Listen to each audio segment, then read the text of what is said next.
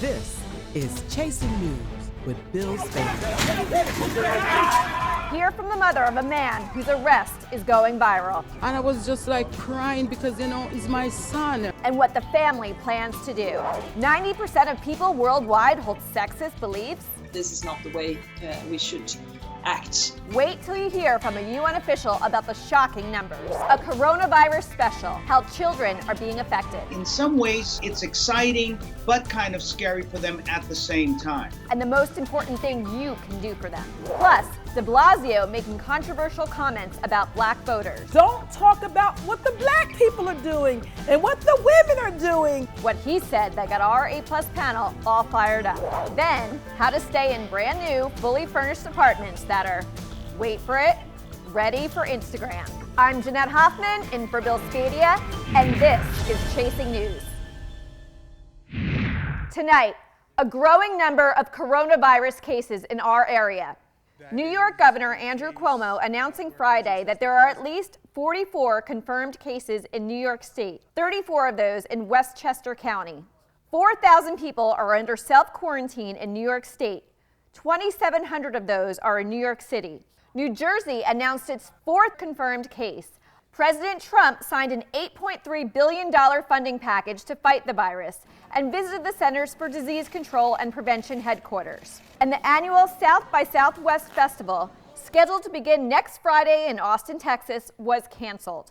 At last check, there are more than 100,000 confirmed cases worldwide, with more than half of them already recovered. At least 15 are dead in the United States.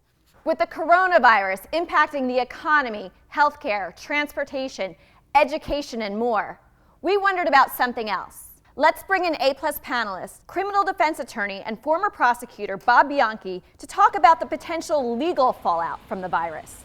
Bob, what are some concerns that you're having? My two concerns I see right now, and I by the way, I can only imagine how many more are going to develop, is all the business that is not going to be able to be conducted. The other issue is with respect to employment. Can you imagine being an employer, and Right. I am one in my firm, but thankfully it's a small firm, where they're saying to people, look, you need to come in here because we need to be able to fulfill our orders and the contracts. Correct. And in which case those workers could say, I got the coronavirus because you put me into a bad environment, or the owner takes a responsible course of action and says, no, don't show up because we're afraid that you can contract the disease, and then the business fails, and therefore they can't fulfill their orders. Right. So it's just this kind of like ever cascading course of events that could occur with something that Right. becomes large scale. And there's so much potential for market disruption. Sure. And how much are we relying upon China for pharmaceuticals and manufacturing? This really demonstrates what they say, Jeanette. We are in a global economy, and no matter how much you want to try to be isolationist about it and think that we can do it all here in the United States of America, this very well might show us the folly of that opinion. Who do you see suing? Who do you see filing the litigation here? Consumers? Do you see people who are traveling, people who are taking cruises and catching the virus or being quarantined? Absolutely. I see all of those things. On and on we could go. And I think the businesses are going to be surprised. And for our business owners that watch this show, you better consult your insurance contract to see what is and what is not covered. Because I suspect that many of those contracts have an out, if you will. That is that they will not cover for what they call acts of God or for natural disasters and things of that nature. So those businesses may be in harm's way. So I think the lawsuits could be endless here. Thanks, Bob. We'll talk to you again in a bit. Later on in the show, a psychologist talks to us about how the coronavirus is impacting kids. But now, scrutiny intensifying after a violent arrest is caught on video. Tonight, Nate Rogers talks to the mother of the man in the now viral incident. A warning to our viewers, the video ahead may be a bit graphic. What crime did I commit? Look, you about to hurt me? You about to hurt me? What did I do? What did I do? Now, this was the scene Wednesday evening near the 100% playground in Canarsie, Brooklyn. A plainclothes anti-crime officer detaining 20-year-old Fritz Ray Gale after police were investigating shots fired in that area. The incident caught on cell phone video shows a quick escalation, with Gale questioning why he was being held. I did not commit a crime. The officer, identified as David Off, awaiting backup, and then this.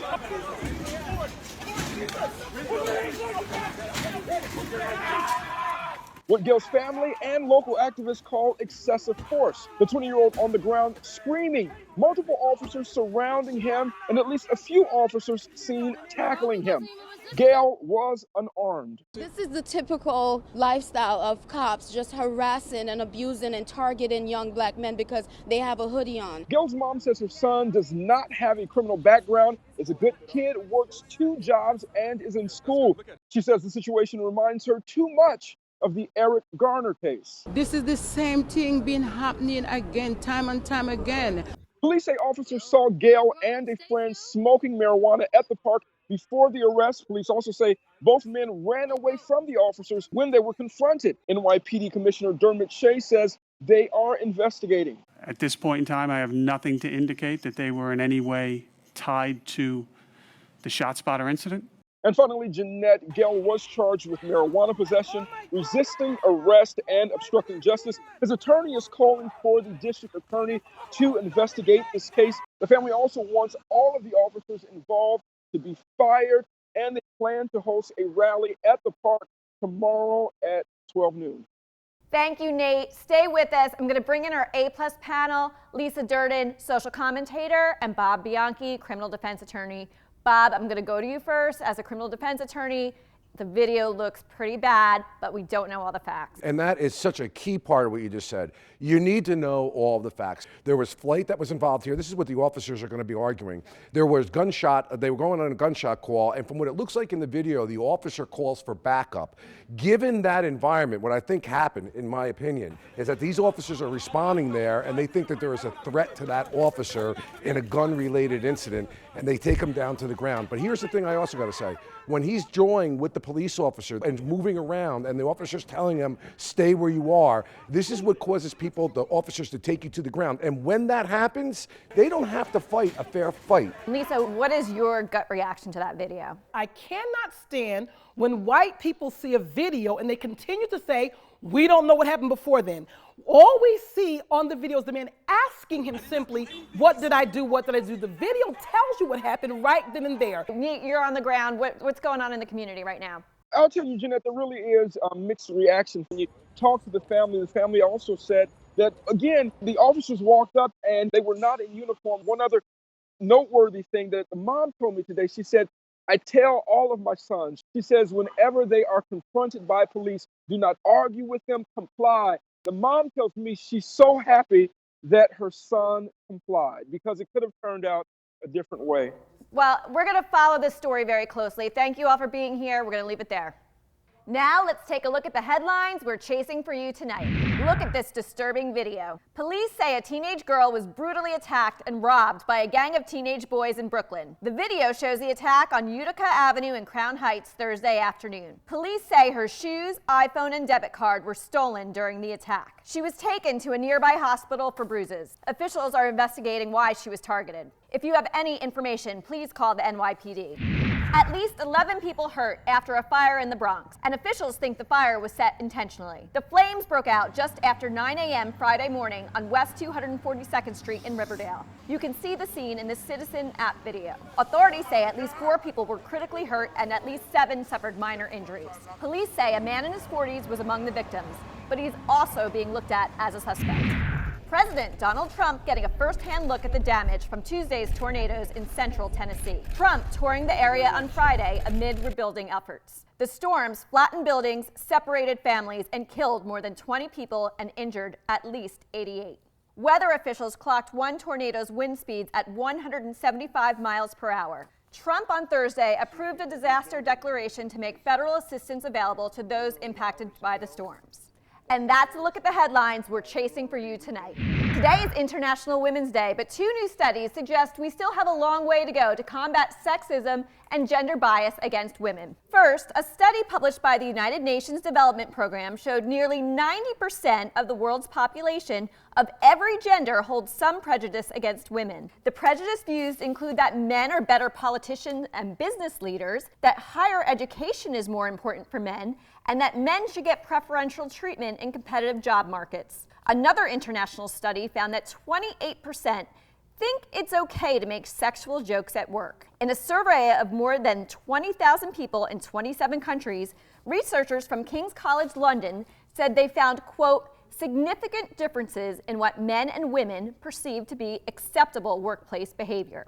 Here to discuss these findings is United Nations Assistant Secretary General Ulrika Mudir. Ulrika, thank you so much for joining us today. What can you tell us first about the UN study? I was shocked to see 90%. That is a huge number to me. What this study shows is that these deeply rooted social norms and the prejudice and the gender bias is there all across the world. And if we don't find ways of tackling these root causes that we find in cultures across the globe, we will not be able to advance even further. What is the UN doing to combat these prejudices around the world? So what we do is support countries to, first of all, have discussions about the importance of gender equality, because we can prove that countries that take girls' and women's rights into consideration are countries that flourish in a different way. Right. Well, thank you for your important work. And what about that second study about workplace behavior? 1 in 4 men still think it's appropriate to make sexual jokes. Well, it's equally shocking, and I just need to do something about it. And we need to work on this worldwide, and we need strong leaders who show that this is not the way we should act. And it certainly is a huge priority to see to that we get all the resources in our workplaces to work as they should. Well, thank you for joining us to talk about this important study on International Women's Day. Thank you. A lot more ahead on Chasing News, coming up in just 90 seconds. A one-on-one discussion with a clinical psychologist about how the coronavirus is affecting children. So as we begin to panic, our kids will begin to panic. Plus, did Mayor de Blasio make disparaging comments about black voters? De Blasio, your wife is black, but you ain't black. We'll tell you what he said that has our A+ panel all fired up. I'm meteorologist Dan Zarrow. Still a bit more light rain and snow falling during the overnight hours, and then sunshine and a warming trend take over for the weekend. Of course, we're always scanning the horizon for our next storm system. Your 5-day forecast is coming up.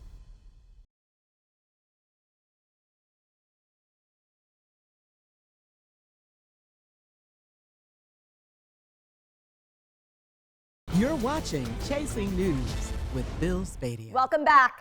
I'm Jeanette Hoffman, in for Bill Spadea. Coming up in just a moment, de Blasio making controversial comments about black voters. What he said that got our A+ panel all fired up. Plus, how to stay in brand new, fully furnished apartments that are, wait for it, ready for Instagram. But first, Bill Spadea caught up with friend of the show, Dr. Jeffrey Gardier, to talk about the coronavirus and how it's impacting children. Take a look. Let's go right to it. Let's talk about these grade school kids. They're at an age where they're not processing a lot of information, and it's a problem many adults have. They read the headline and not the article, and they just hear fear, panic, death toll rising, disease spread. What do you think this is having on these kids? We as parents are the models for behavior. We can talk to our kids till we're blue in their face or blue in our faces as to what it is they need to do in order to handle situations, but they're watching us. We are the role models. So as we begin to panic, our kids will begin to panic. So we have to try to stay calm, and this way our kids will stay calm. But I will tell you, one of the things I see with very young children is that they really don't understand what this is all about. All they keep hearing is, and this is great advice, by the way, don't put your fingers in your mouth, in your nose, in your eyes. Wash your hands frequently. But what they're also hearing is, hey, school may be closed for about 2 months, and you might be homeschooled. And in some ways, it's exciting, but kind of scary for them at the same time. So how do you get that message when you're competing with the media and you hear these really exaggerated headlines? How do you get that conversation with a kid to say, listen, here's the boring doc telling you that you're going to be okay. Better to listen to this guy than all the sensationalism on the other side?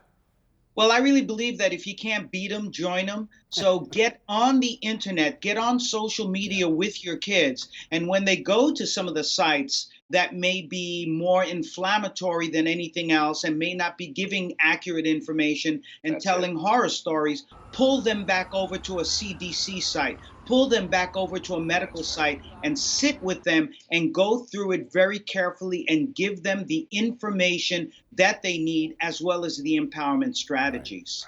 Don't run out to the store and start buying up all the masks and the sanitizer. Absolutely not. Leave that for the healthcare workers. All right. Thank you, Doc. Always great to talk to you.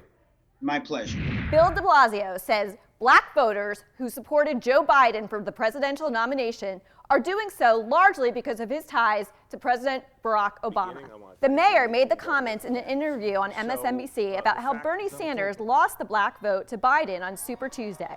De Blasio said black people had only, quote, a certain amount of information on Biden.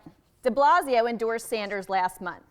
Let's bring in our A-plus panel, Lisa Durden, social commentator, and Bob Bianchi, criminal defense attorney. Lisa, did de Blasio stick his foot in his mouth? What do you think on this? You know, I need a check to be most of these politicians consultant on not doing identity politics. Please shut your traps. Don't talk about what the black people are doing and what the women are doing and what the coronavirus people are doing. Like, stay out of identity politics, especially if you're not a part of that group. De Blasio, your wife is black, your kids are black, but you ain't black. So did he put his foot in his mouth? Absolutely. Bob, what do you think? I mean, Biden won 10 out of 14 Super Tuesday states, but he didn't have any commercials on the air. He had minimal field offices, yet he beat Bernie Sanders almost decisively in many of these states. What do you think about this? Well, I think that it's a breath of fresh air. And the identity politic issue that Lisa talks about, I agree with.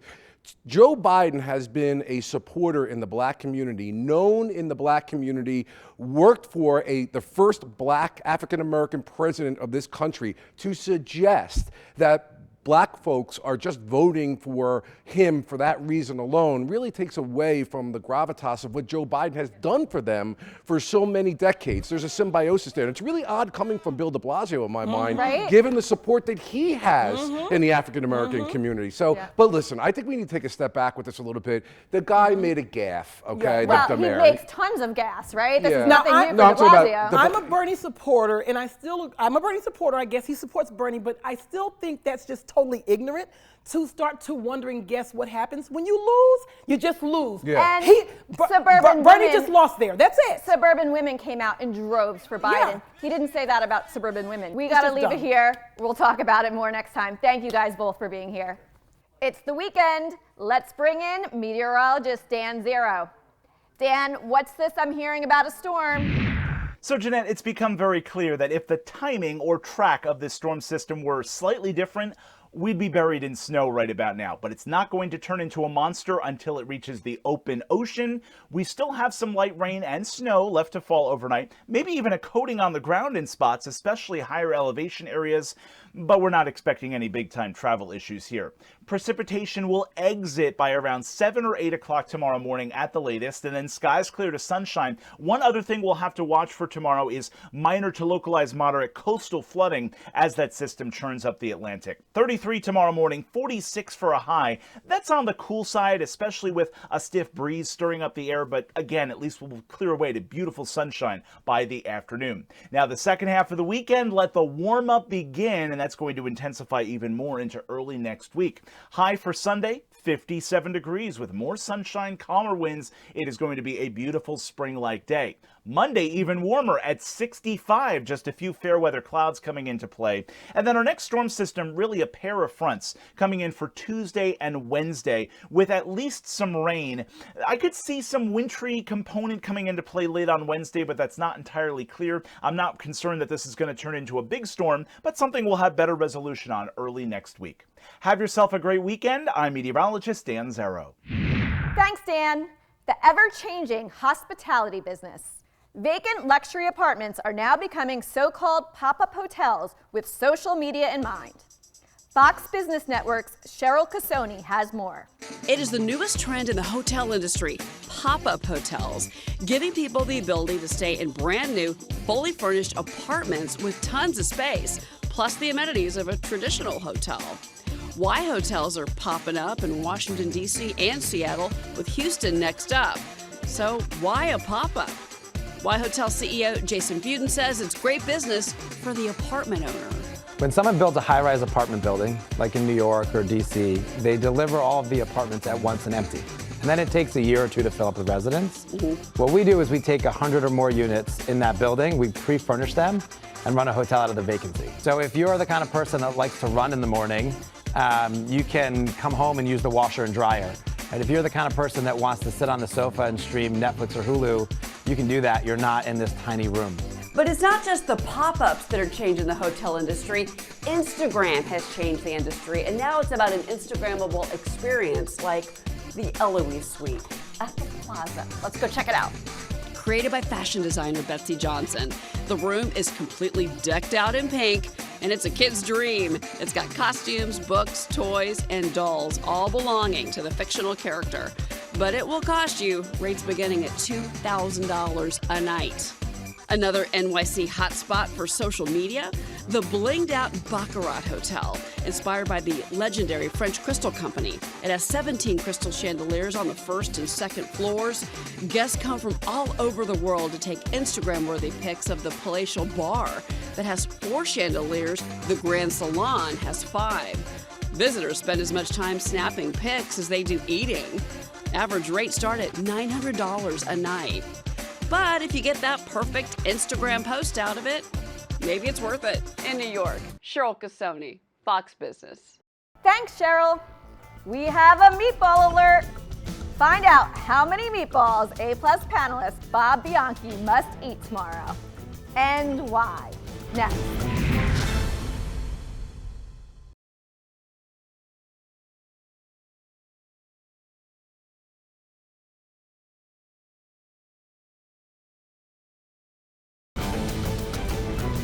Welcome back to Chasing News.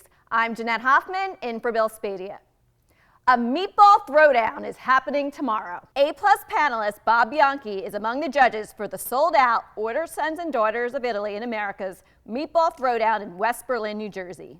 15 contestants will submit their meatballs. Andy Simone from the Mario Lanza Lodge in West Berlin joins us today with Bob Bianchi to talk about the contest tomorrow. Bob, I'm going to go to you first. Okay. What can we expect from these 15 different contestants tomorrow? Well, I can expect to eat 15 meatballs, but let me explain something to you, Jeanette. You don't play with Italians and their meatballs. So I think I should have a security detail, because when we have to come to say that one person is the winner, there could be problems. In fact, this is the 3rd event. The past 2 years, an Irish guy won the contest. That is just wrong. People think that he may have been getting his meatballs from somewhere else and bringing them in. So it's tough business, Jeanette. So there could be an actual physical throwdown, Bob, is what you're saying? You never know. When you have a belly full of meatballs, what can happen? Andy, it's a sold-out event. How many people come to this event every year? We're expecting up to 65 people to come in to our lodge this week with 15 contestants, as you said. Anything goes, any recipes, whether it's Alfredo sauce, but we prefer the traditional tomato sauce. And where do the proceeds go to? So the proceeds for this event will be contributed to the local K-9 unit of the police department. That's fantastic. Bob, you are a judge for this event, I understand. Now, are you also a contestant too? Because I think that might be a conflict of interest. I'm not a contestant, but I'm not going to lie. There have been a couple of people that have been trying to persuade me. I'm like, how?